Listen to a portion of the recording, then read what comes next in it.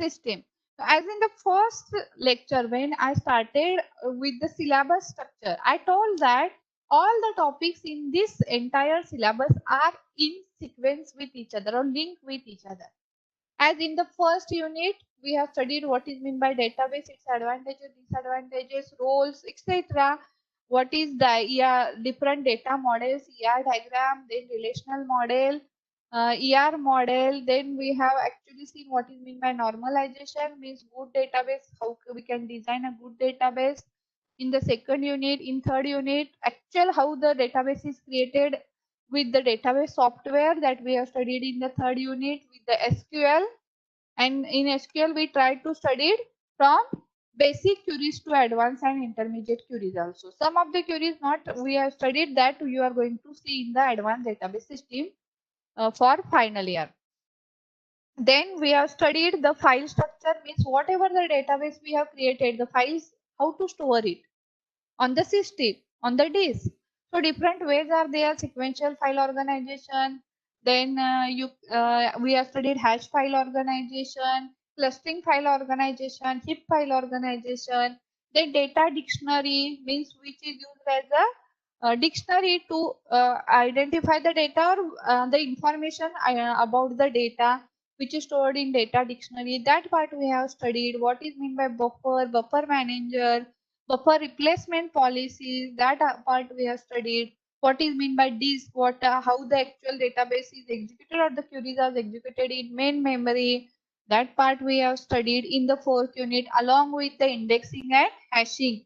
To faster retrieval of the data, we require the index. Different types of index we have studied in that, such as dense index, sparse index, secondary, multi-level, B3, B plus 3, static hashing, dynamic hashing. That is about the fourth unit. In the fifth unit, we have studied about the transaction, means small unit of instructions which are used to execute some work.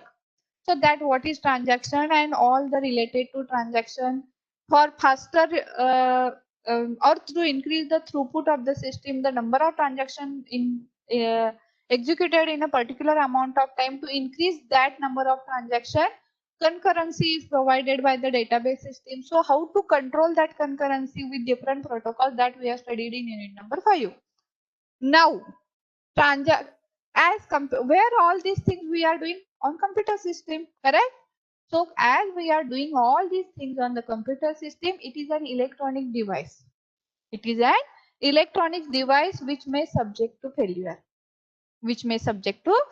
and that kind of failure you might be faced already when you are using your laptop, when you are using the computers in the college. In that case also you have faced with such kind of failures. Why? Because it is an electronic system.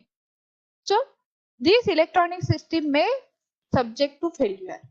So in this unit, we are going to study if a failure occurs, if a database loss, there is a loss in database, how to recover from that failure. We are going to study how to recover from that different kind of failures. Now see the topics that we are going to cover in recovery system. First, what type of failures are there? So failure classification, it's a simple part. Then storage structure, means stable storage implementation we are going to study. Storage structure already we have studied, volatile, non-volatile. Along with that, there is another concept here, that is stable storage implementation. Recovery and atomicity, if a failure occurs, how to recover from it? What are the different ways to recover from it? So recovery and atomicity we are going to study. Recovery algorithms are there, different, that we are going to study. Buffer management, failure with loss of non-volatile storage. If non-volatile, normally we think that no loss of information, but if a failure with loss of non-volatile storage, how to recover from it? So this is recovery system, the last part of the database system. If a failure occurs, everything we have done in proper way, but in that case, if a failure occurs, then how to recover from that? So first we are going to start with failure classification.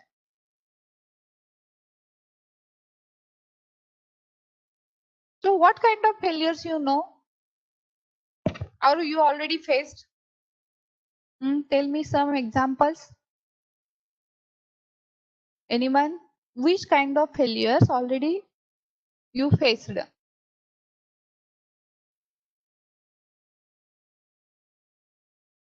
Main failure that we normally face is the power failure. We are doing some practical, correct, Aditya.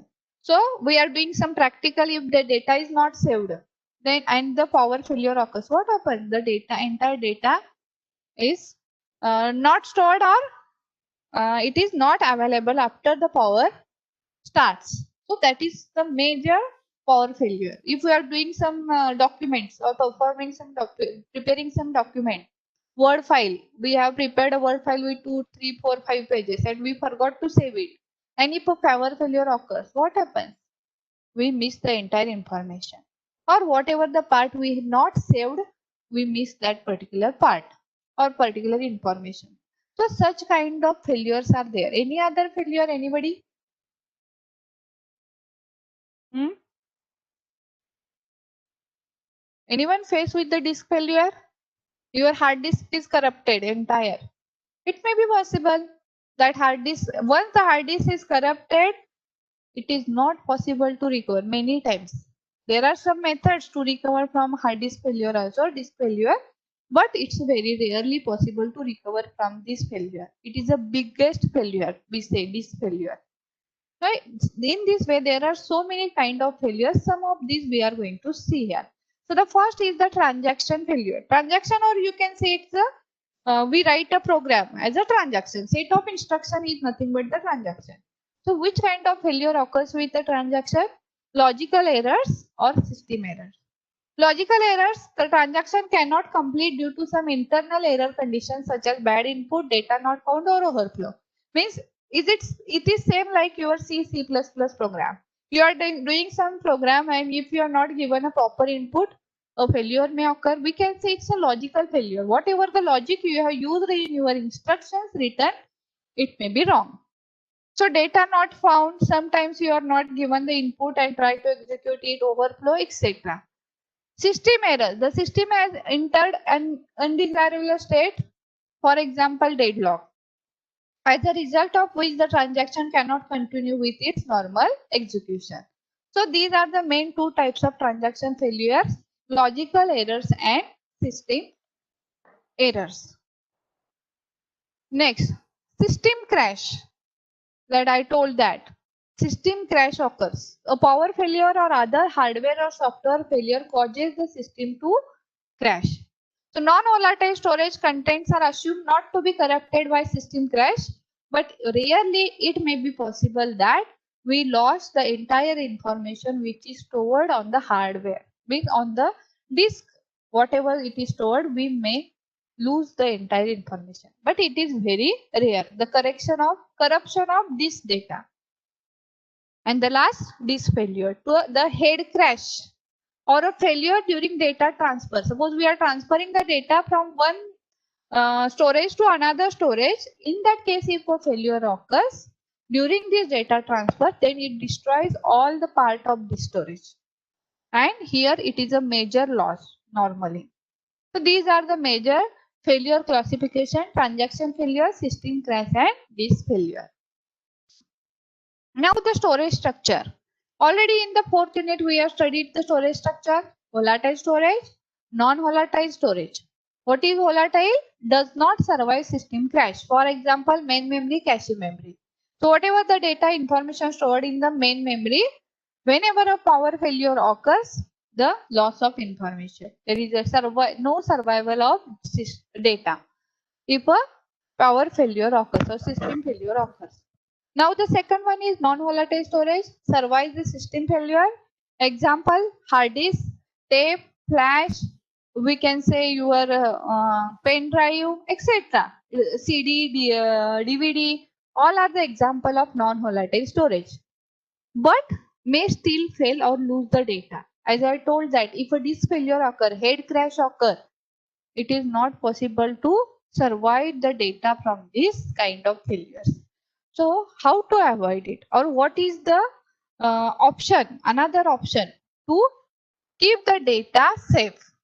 Okay, so volatile not survive anywhere, but volatile it is survive with the system crash. But Again, in volatile, there may be possibility of losing of data because of disk failure. So in that case, the solution to this is use the stable storage. Use the stable storage. And its name, stable means it's a stable. Whatever happens, the data is available there.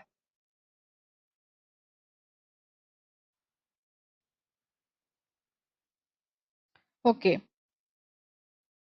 So a mythical form of storage. What is stable storage? It is a mythical form of storage that survives all kind of failures. All kind of failures means disaster also. If a flood or if a fire occurs, then also it survives. How it? We are going to see. Approximated by maintaining multiple copies. Let's see here. The stable storage implementation. So stable, this question normally asked for your oral or in the theory paper also. What is meant by stable storage implementation? So stable storage, always remember that no loss of information. It is considered as a no loss of information. So how to implement the stable storage? This question asked in theory, how to implement the stable storage. So to implement the stable storage, we need to replicate the needed information in several non-volatile storage media, usually disk. Means instead of storing the information on a single disk, replicate it or means make a multiple copies. Make a multiple copies of the disk. 1, 2, 3, 4. And to update the information in controlled manner to ensure that failure during the data transfer does not damage the needed information. Means remember only that to implement this storage table, we replicate the information which is we are going to store on non-volatile storage, multiple copies we create. Okay. So more secure system to keep a copy of each block of stable storage at remote site. Okay, at remote site means what? For example, we consider our Shivaji University database. It's a very high or huge database, correct? And it's very need to be secure. If any kind of failure occur, we need the information, correct?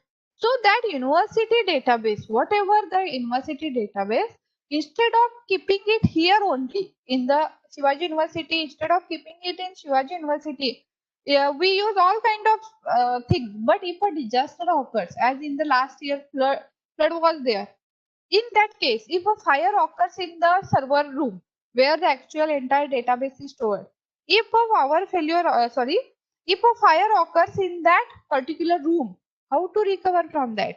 It is not possible to recover from that. So in that case, the entire database of that particular university, for example, our Shivaji University, we keep it in here also, in Kolhapur also, and along with 2 copies are created at remote site. One at, for example, Pune and another at site Mumbai. Have you got what is meant by remote site? So at remote site, all the copies of each block, suppose there are thousands of blocks, the information is stored. Disk normally divided into blocks. Block 1, block 2 to block n. Okay, so these all, suppose there are thousands of 2000, 3000 number of blocks where the actual database is stored of the particular university. Then that all blocks are copied at the remote site. All blocks are copied at the remote site over a computer network. Means using our internet, these are copied at the remote site. Now, these are available here also at the local place also, but along with that, the entire copies of these blocks, n number of blocks, are at remote site also stored. And this writing over the network or the internet, it is done periodically. Periodically means after every 24 hours or at every night in midnight, the backup is taken. Backup means whatever the update. Suppose in thousands, there are thousands of blocks. Okay, thousands of blocks. And in that, suppose 200 blocks are updated today. 200 blocks are updated today. Then that 200 blocks are At midnight or at some time where it is decided after 12 hours, 24 hours, these 200 blocks are updated at the remote site also. Updated at the remote site also. Is it clear to everyone? That is the simple concept of stable storage. Yes or no? Is it clear?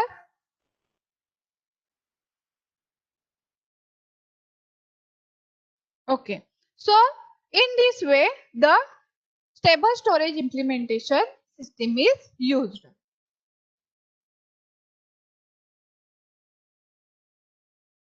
Okay. Now what operation it performs?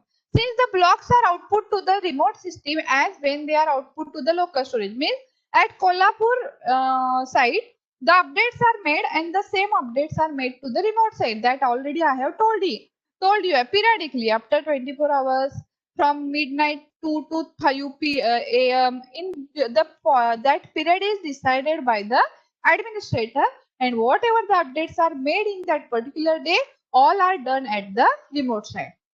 For then what happens? There is always safety of the information or the database even in the event of disaster, fire and flood.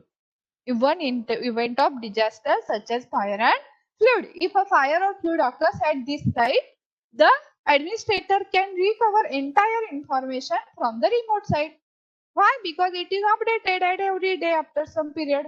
And that's why that information can be recovered from the remote site. So the simple stable storage implementation is maintain multiple copies of each block on separate disks at remote site. Okay. Now, how it actually works? How the data actually transfer from one block to another block or one copy to another copy. So failure during the data transfer at remote site can still result in inconsistent copies. So block transfer, how it is performed? See, suppose we are transferring the data from this local site to the remote site, from Kolhapur to Pune or to Kolhapur to Mumbai. So during this data transfer may also possible to result in data inconsistency. So how it done? So there are three stages or three possibilities. First, successful completion. The transferred information arrived safely at the destination. The transferred information arrived safely at the destination. So that is one of the possibility. Second, partial failure. A failure occurred in the midst of the transfer. Means we are transferring from the local site to the remote site. In the midst of the transfer, if a failure occurs, the destination block has incorrect information. The Pune site or the Mumbai site blocks, whatever that has incorrect information. And the last one, total failure. The failure occurred sufficiently early during the transfer of the destination block. Means at local site, if a failure occurs during the transfer, then we call it as a total failure. Need to transfer it again. So in both these cases, first case completed successfully or successful completion, the whatever the information at the local site, same at the remote site. But in these two cases, partial failure and total failure, we need to repeat the transfer of data. Okay? Why? Because there happens the failure during the data transfer. So these are the different ways. Second. So protecting storage media from failure during data transfer. One solution, the system maintains two physical blocks for each logical database block. Suppose this is our block number 1.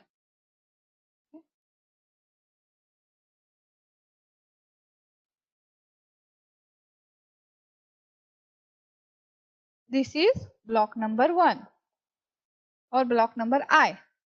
So this is our local, whatever the block or the local system, we call it as a logical database block. Logical database block. Now for this block, every block, we maintain two physical blocks. We maintain two physical blocks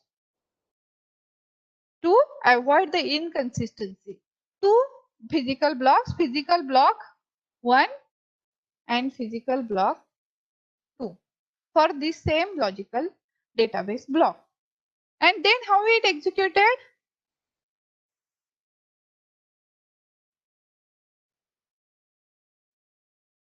First, write the information into the first physical block. Whatever the information that we want to write it into the first physical block. Okay. Then first write completed successfully, means both block has same information. If the first write complete successfully, then write the same information into the second physical block. When the first write completed successfully, means both have the same information, then write it into the second physical block. Write into the second physical block. When the output is completed only after the second write completed successfully. When both the writes are completed successfully, then the output is completed. So if a failure occurs here, the administrator can recover it from the physical block number 1 or physical block number 2.